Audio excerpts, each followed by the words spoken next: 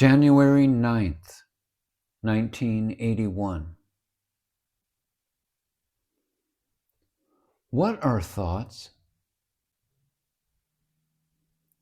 They are the result of previous conditioning which the mind has had.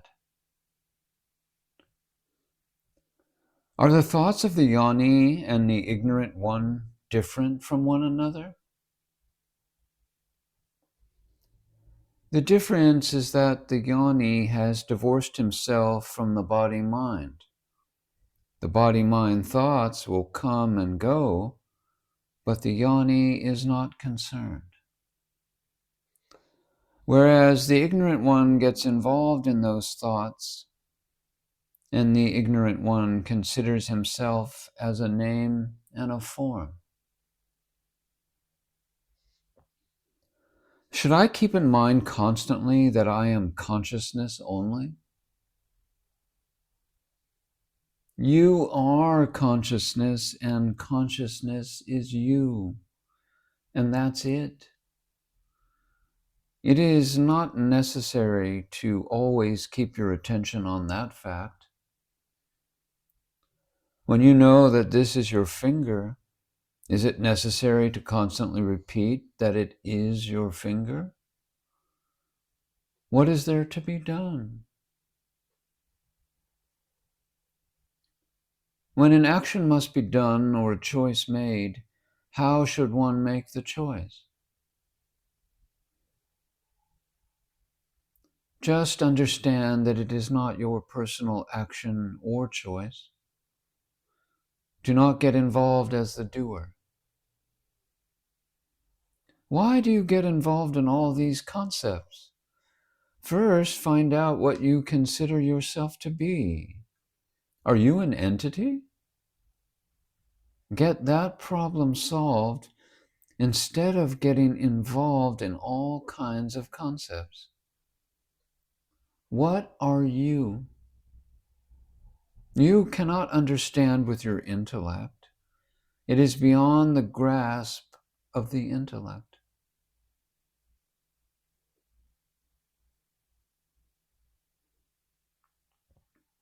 January 11th, 1981. The spiritual experiences which I have, are they something which should not be there? What is it?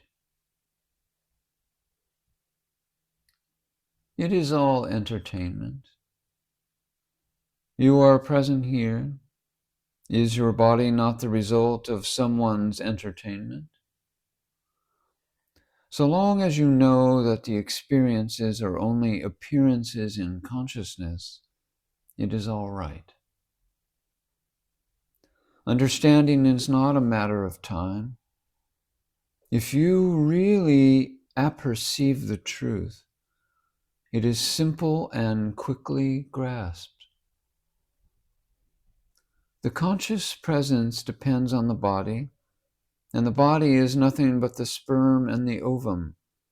So where is this you? This body is like an instrument that says, I am, like an announcer. Presently you think that you are the body-mind, and whatever concepts you have collected are flowing out. When you begin spirituality, you reject the body-mind with, I am not that. Then you come to the I am only, without words. Then you are everything. You are not confined to the body.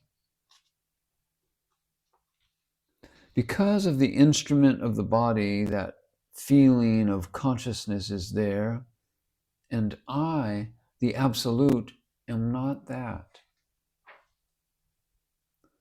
Having stabilized in the consciousness, the next step is to be in a position to observe the consciousness and all the play that is happening in the consciousness, just to understand.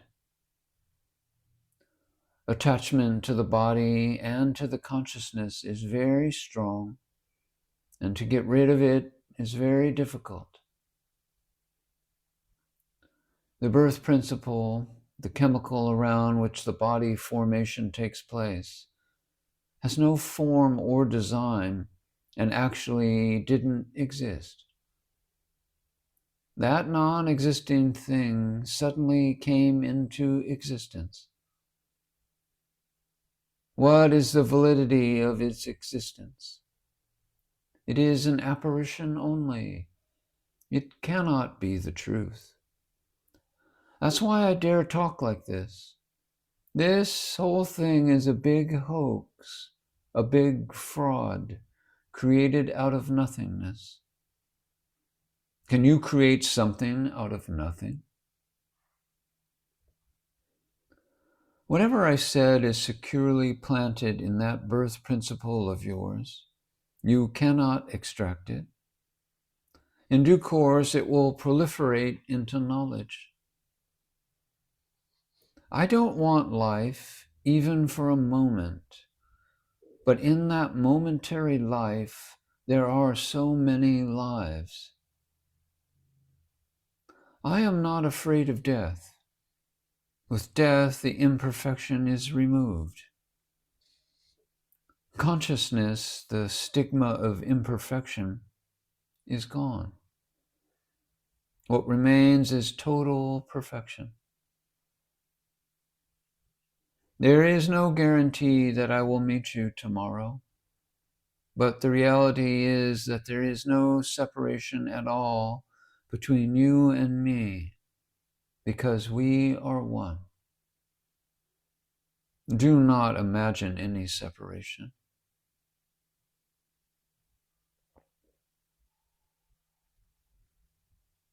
January 12th, 1981. Referring to his lighter, the flame will last as long as the fuel is there.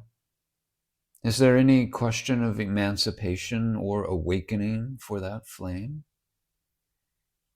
The body and consciousness, which come into being because of the 5 elements, can there be any emancipation for them? The one who is prior to the appearance of the elements is always there. What you are doing is using your mind and intellect, but what I say is not based on the intellect, but rather on whatever comes up spontaneously in consciousness. You try to fix that knowledge which springs spontaneously from consciousness into the structure of concepts which you have built out of the mind and intellect. This can never happen. Why do I feel such satisfaction here in Maharaj's presence? Because that need which arises in consciousness and brings you here is satisfied. Some people come here for knowledge. I talk because the words naturally come out. There is no intention behind my talks that you should get knowledge. Others come here because they are in difficulties. I make no determination that those difficulties should go away, but the fact remains that in many cases they do go away. I merely sit here. People come and go. I am not concerned. They come here from long distances because the consciousness feels the need to come here. The individual doesn't come here because of an intellectual decision to come here. Consciousness takes him by the ear and brings him here. My next door neighbors don't come, but people from all corners of the world come here with a sense of urgency. Why? The first time I came here, Maharaj told me that my I amness was a food product, and that Lord Krishna's consciousness was the same as a donkey's consciousness.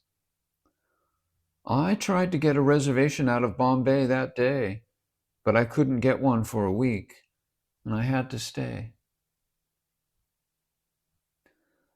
Many talented and well-known people have come here, but they come with great humility.